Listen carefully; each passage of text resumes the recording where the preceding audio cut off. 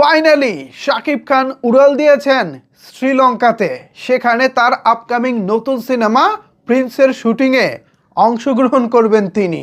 তবে গতকালকে শাকিব খান শ্রীলঙ্কায় পৌঁছালেও এখনও পর্যন্ত শাকিব খান কিন্তু প্রিন্সের শুটিংয়ে অংশগ্রহণ করেননি।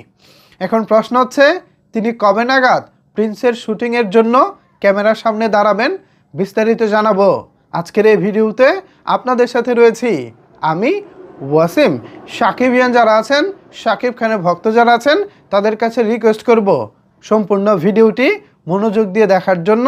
পাশাপাশি ভিডিওটি শেয়ার করে দিন অন্যান্য যারা শাকিবিয়ান আছেন, তারাও যেন প্রিন্সের এই নতুন আপডেটটি দেখতে পারে। তো চলেন এবার মূল বিষয়ে আলোচনা করা যাক। ভিউয়ার্স, আপনারা নিশ্চয়ই জানেন চলতি বছর অর্থাৎ 2026 সালের 6 জানুয়ারি ঢাকাতে শুরু হয়েছিল শাকিব খানের আপকামিং সিনেমা প্রিন্সের শুটিং। প্রথম লটে মোট 4 দিনের শুটিং হয়েছে ঢাকাতে। এরপর শাকিব খানের প্রিন্স টিম গত 11 তারিখে শ্রীলঙ্কায় উড়াল দিয়েছে এবং শাকিব খান উড়াল দিয়েছেন 13 তারিখে। 2 দিনের একটু গ্যাপ আছে। তো শ্রীলঙ্কায় যাওয়ার পর পুরো টিম এখন যখন শুটিংয়ের প্রস্তুতিতে আছে, তখন জানা গিয়েছে শাকিব খান অংশগ্রহণ করবেন 15 তারিখ থেকে। আজকে 14 তারিখ, তার মানে আগামীকালকে থেকেই শাকিব খান অংশগ্রহণ করবেন প্রিন্সের শুটিংয়ে।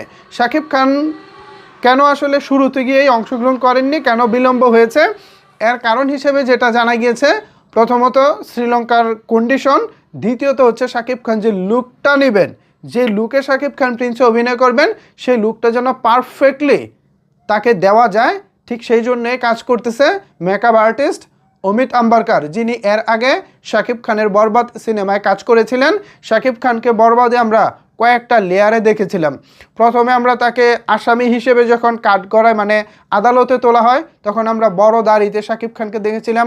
আবার আরেকটা গেটআপে দেখেছিলাম শুরুর দিকে শাকিব খান হচ্ছে শাওয়ারের নিচে যখন গোসল করতেছিলেন, তখন হচ্ছে উপর থেকে ঝর্ণা দিয়ে পানি পড়তেছিল এবং শাকিব খান ফ্লোরে বসে আছেন।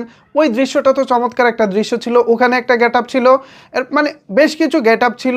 তারপরে যে যে কি একটা গাড়ি যেন চালায়, ল্যাম্বরগিনি নাকি কি, আমার নামটা এই মুহূর্তে মনে পড়ছে না, ওই গাড়িতে যখন শাকিব খান শ্যুট করেন, তখন তার আরেকটা গেটআপ ছিল। এরকম বেশ কিছু চরিত্রের লেয়ার ছিল বরবাদে। তো এই প্রত্যেকটা গেটআপ, প্রত্যেকটা লুকেই কিন্তু শাকিব খানকে বেশ দারুণ লাগছিল, কারণ লুকগুলো পারফেক্ট হয়েছিল। অমিত আম্বারকার এতই চমৎকারভাবে কাজ করেন যে তার কাজ দেখলে আসলে বোঝাই যায় না কোনটা ফেক আর কোনটা রিয়েল। প্রত্যেকটা গেট আপ শাকিব খানকে বেশ দারুণভাবে দিয়েছিলেন।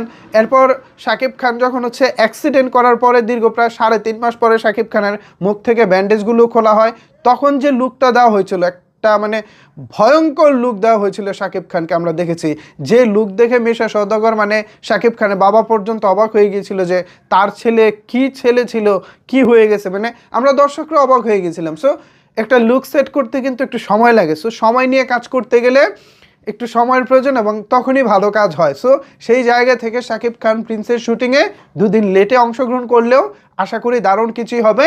পাশাপাশি অমিত আম্বারকার, তিনি নাকি দারুণ একটা লুক তৈরি করেছেন এবং যে লুক এর আগে শাকিব খানকে দেওয়া হয়নি, যে লুক এর আগে আমরা শাকিব খানকে দেখিও নি।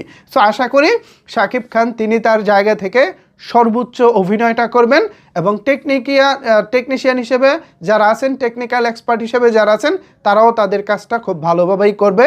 সো ফাইনালি আগামী রোজার ঈদে প্রিন্স আসছে মোটামুটি বলাই যায়, যদি না কোনো বড় রকমের কোনো দুর্ঘটনা ঘটে। তো আশা রাখি আমরা ভালো কিছুই পাবো। সো ভিউয়ার্স, শাকিব খানের প্রিন্সের এই ছিল আপাতত আপডেট। পরবর্তী আপডেট যদি আসে আমরা অবশ্যই জানাবো।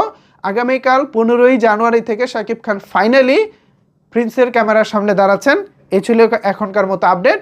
এ বিষয়ে আপনাদের মতামত জানাতে পারেন নিচের কমেন্ট বক্সে। ধন্যবাদ সবাইকে এতক্ষণ আমার সাথে থাকার জন্য।